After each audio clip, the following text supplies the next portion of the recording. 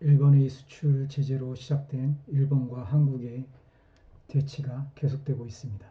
이 와중에 많은 사람들은 일본의 공격에 속수무책으로 당하고 있는 한국의 현실을 비참하게 생각하고 있는 부분도 모두가 공감하고 있는 부분입니다. 그렇다면 한국은 어떻게 일본의 공격으로부터 제대로 방어를 할 것이며, 또한 일본에게는 어떠한 제재를 가할 수 있는가, 그 부분에 대해서 한번 전략적으로 고민해 보았습니다. 기본적으로 일본에게 많은 부분을 위탁하고 있고, 그리고 핵심적인 부품이라든지 반도체 부분에서 일본에 많은 영향을 받고 있는 것이 한국의 경제 부분이라고 할 수가 있겠습니다. 그럼에도 불구하고 그 부분을 넘어설 수 있는 일본의 아킬레스건이 있다는 것입니다. 그 부분에 대해서 보다 중점적으로 알아보도록 하겠습니다. 일본은 한국의 아킬레스건을 정조준 타격했습니다. 반도체, 첨단산업, 특수소재, 정밀산업 등 한국 수출에 있어서 일본의 의존도가 높은 품목에 대해 정밀하게 수출 제재를 하고 있습니다.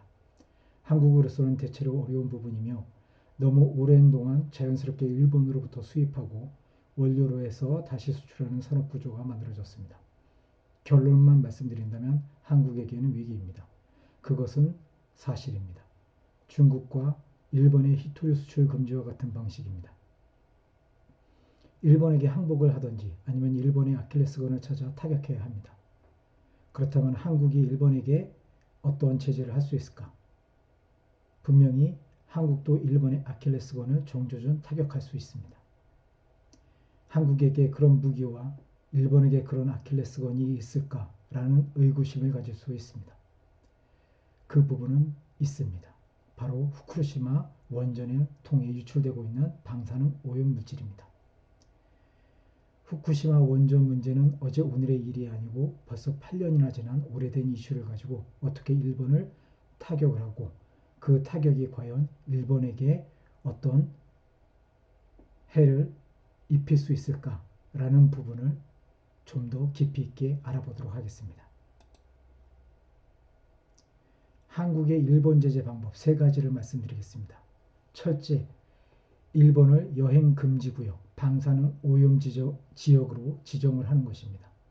현재 일본 열도는 오키나와 지역과 북해도 일부 지역을 제외하고는 일본 전역이, 특히 후쿠시마현과 지하수를 통해 연결된 모든 지역이 동식물을 포함해서 오염되어 있고, 그 수치는 상상을 초월하고 있습니다.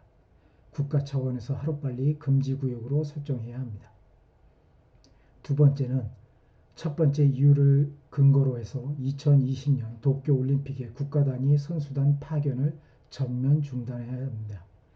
개인 자격으로 출전을 희망하는 사람들에게는 방사능 오염에 따른 위험성과 주의사항을 꼼꼼하게 교육시킨 다음 참가를 허가해 주어야 합니다. 셋째는, 일본에서 들어오는 모든 제품, 농산물, 수산물을 포함한 공산품까지도 방사능 오염 전수조사를 통해 세계보건기구에서 명시하고 있는 일일 방사능 노출 허용 수치보다 높은 물품에 대해서는 통관을 불허해야 합니다. 위의 3가지 제재사항은 국민 건강과 직결된 내용으로 일본은 어떠한 반박도 할 수 없을 것이라 생각합니다. 일본 제재사항은 WTO에서 인정하고 있는 국가안보 차원에서의 합당한 조치이며, WHO에서 권고하고 있는 국민 건강과 직결된 자연 상태에서의 방사능 노출 허용 범위를 규정한 내용을 근거로 충분히 합리적인 조치이기 때문에 일본의 비논리적인 수출 제재보다는 논리적인 측면에서도 가능성은 높다고 보여집니다. 단지 대한민국 정부가 일본 정부의 반대를 무릅쓰고 위의 공격을 사용하리라고는 솔직히 기대하지 못합니다. 그동안 한국 정부는 일본이 위험지역이고 대한민국 국민이 방사능 오염지역으로 여행을 하고 오염된 음식을 섭취하고 있는 동안에도 어떠한 조치도 경고도 없었습니다. 미세먼지보다 초미세먼지보다 몇십 배, 몇백 배는 위해하다고 할 수 있는 부분이지만 한국 정부는 침묵했었고 방관했었고 무시했습니다. 일본과의 분쟁이 발생하자 그동안 아무런 행동도 하지 않던 정부가 갑자기 제재를 하기 시작한다면 정부의 잘못을 스스로 인정하게 되기에 쉽지 않은 결정이 되리라 봅니다. 그러나 분명한 것은 앞으로 대한민국 국민에게 더 많은 위험을 감소하면서도 이 부분을 그대로 침묵하고 있다면 분명히 대한민국 정부는 큰 실수를 하고 있는 것이라고 보여집니다. 또한 일본의 공격에 제대로 대응하지 못하면 제2, 제3, 그 이후에도 계속적으로 일본은 똑같은 방식으로 한국을 압박하고 옥죄려 할 것입니다.